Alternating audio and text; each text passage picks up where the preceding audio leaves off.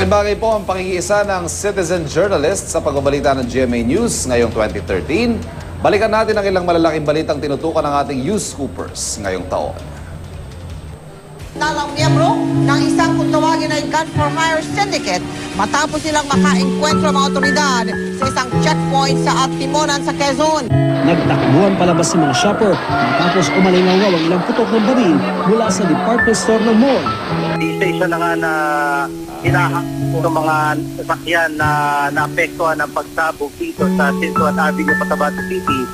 Tatlo ang hinihinalang patay dito sa pagsabog sa McKinley Parkway dito sa Fort Taguig.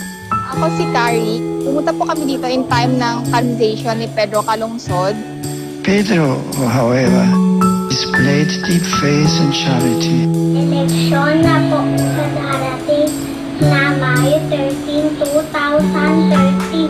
Nasa inyong mga kamay ang ikakaunlad ng ating bansang Pilipinas.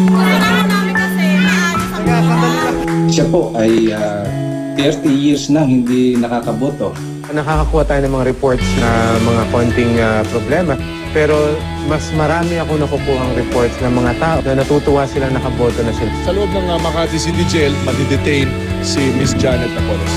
Dapat malaman natin, di ba, kung saan pupunta yung pinaghihirapan natin pera.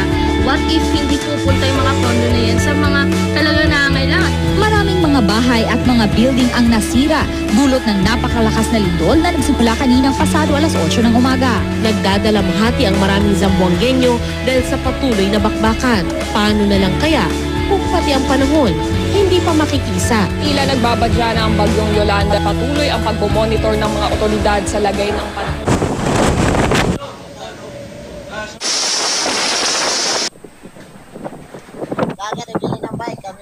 The typhoon Yolanda was very strong.